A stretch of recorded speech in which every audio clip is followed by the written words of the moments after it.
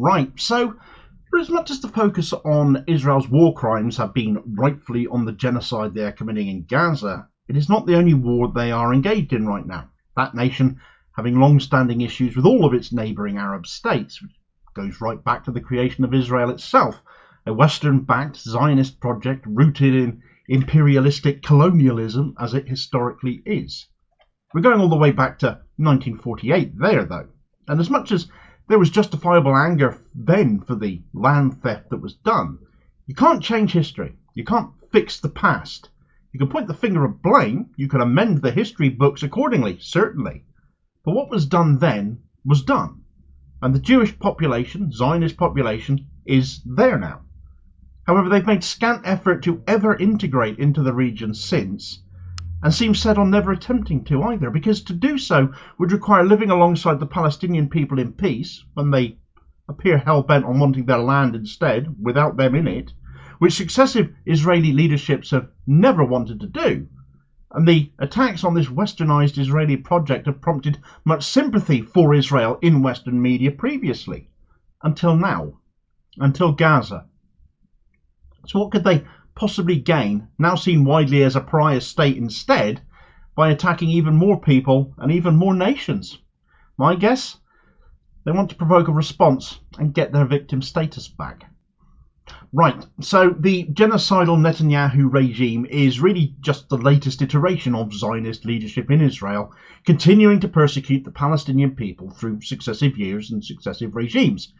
You could argue Netanyahu has been the worst, certainly, but it's not actually been a particularly high bar for the most part either. Since this genocide has been the first to be broadcast across social media in real time, what is happening in Gaza now, and for the first time Western eyes have not relied on Western media to blind them to the truth of these matters, they've been open to the raw, unedited reality of war and the real victims of it. Too often, in this case certainly, have been the innocent women and children caught up in that. And even now, as Israel attacks Rafah, where 1.1 million people are trapped with nowhere to go, Israel still imply they are embarking on a just war to take out terrorists instead of destroying the lives of far too many innocents they see as subhuman anyway along the way. Not the people whose land they actually occupy as a state called Israel, which actually has no legal right or definition to even exist, as was pointed out recently at the ICJ by Professor Ralph Wild in his representations on behalf of the Arab League, which I covered in another video. But for so long, for so many years, because this country has invested historically in the success of this Israel project, I'm talking the UK now, we've been indoctrinated here to always believe that Israel are the victims, that they are being persecuted by all of these Arab states surrounding them, ignoring the fact that by putting a load of mainly white Jewish people from Europe there, stealing land from Arab people to create a nation for them, that it would cause dissent in the region, and so it has gone on ever since. Israel, for its part, never really trying to form relationships with these neighbouring countries, because the West has never allowed their precious Israel project, which as the years went on must have been seen privately by some Western leaders as a mistake too big to now be allowed to fail, to be supporting in ongoing disputes instead with its neighbours. Israel has always behaved like some kind of a spoilt child whose poor attitude has led to it getting picked on, and the West has acted as some big brother just showing up to keep backing them up all the way, too often with armed support, as we've seen, something that's become very financially lucrative to some Western nations at that. Not having fixed their own attitude in any way, never having been made to, public opinion of Israel in the West has now plummeted to an astonishing low.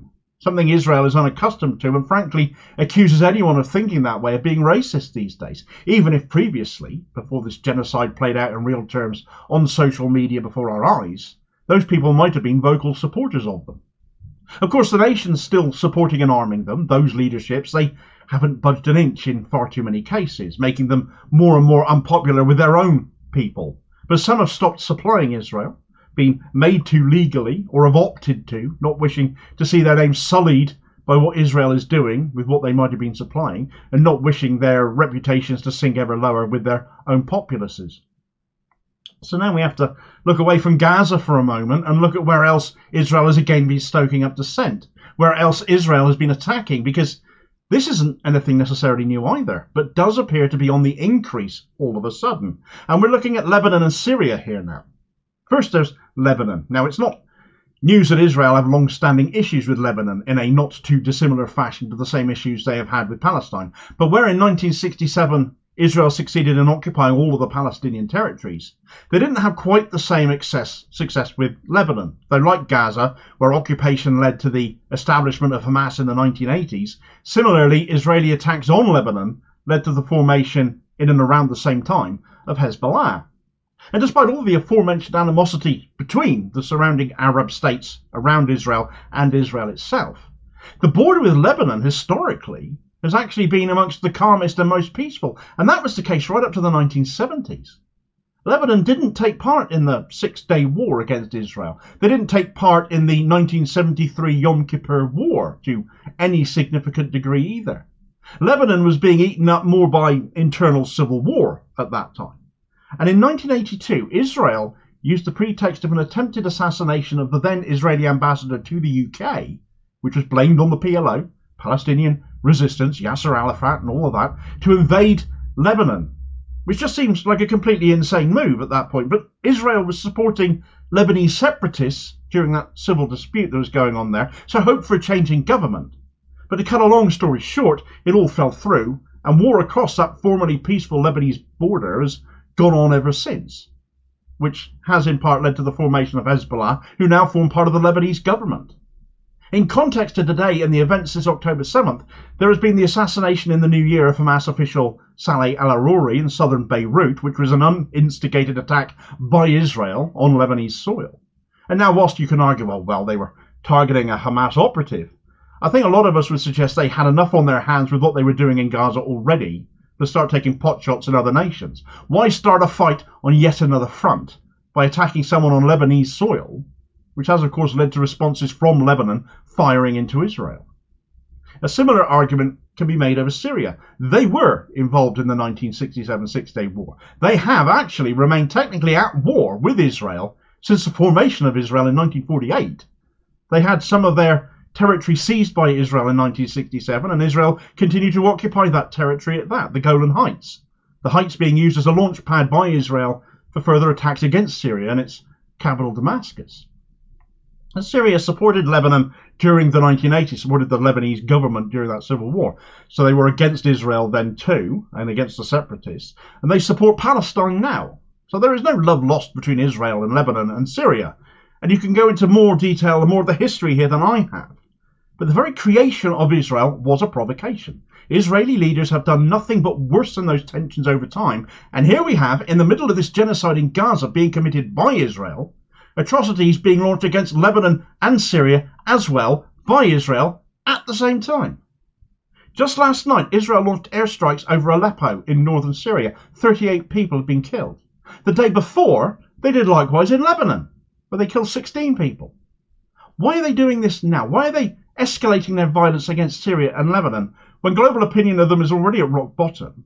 Surely the condemnation will only rise by effectively bombing 3 nation states at once, all in the aftermath of additional measures against Israel being made by the ICJ, which also came in yesterday, all in response to the Anatomy of a Genocide report made by UN Special Rapporteur Francesca Albanese, all in the aftermath of a ceasefire being voted through by the UN Security Council, which clearly is getting ignored already. What is Israel playing at here? Well, I have a theory. Right now, public opinion of Israel, given what people around the globe have witnessed, has plunged compared to the sympathy they had become accustomed to having, the world fawning over them as victims of Arab attacks and barbarity beforehand. It is how so many of us have been used to the mainstream media reporting on such matters. But now we are no longer reliant on that same media when we see people there affected by what is happening to them, uploading what is happening to them up onto social media, showing us all what is really going on and who is doing it, and what that looks like. Well, the sympathy for Israel's ship has well and truly sailed. As a result of that nation's support of Israel, despite what they are doing, have come under pressure, or those nations that are supporting Israel have come under pressure too to stop it, to stop arming them, to take a tougher stance. And, well, none have been more slavishly loyal to that than the US and the UK in that. But given that 68% of arms are going to Israel from the US, they particularly are the ones that can stop this genocide immediately should they choose to. They haven't done that yet. Other nations have. So to my thinking, especially as aggression from Israel towards Lebanon and Syria has clearly increased, is to provoke a response from them. Provoke an attack against Israel from one of these established enemies, so Israel can then plead victim and beg for more weapons. Again, the mistake they make is that the reality of the situation plays out in real time on social media, so public attitudes don't change. They harden even more, I would suggest. But they don't matter so much either. Israel can play the anti-Semitism card against such ordinary people, and they do. But it's the governments that they will demand assistance from, who have perhaps reduced or withdrawn it. Israel's response to being a genocidal pariah state is, in my view, to double down on that in the hope that someone will take pity on them, despite what they themselves are doing. It's ridiculous, but seeing the ongoing support of some towards Israel, it could well work. We saw what happened when they made up a pack of lies about UNRWA, and all of a sudden countries were falling over themselves to defund them, for Israel's sake. Some have now gone back on that. Of course, this does depend on Syria and Lebanon increasing their own military responses, though. They would be smarter, I think, to take it to the ICJ or the UN themselves, in my view, not to mention the media, Western media as well, to say their piece rather than any future aggression becoming the story instead, because we know how that would get spun by said media. Netanyahu's regime have no intention of backing down, though, despite the rulings and the orders against them. We're seeing that now, that's for sure. What is needed on Israel now to stop its putrid behaviour is not to give them any more, but to give them even less.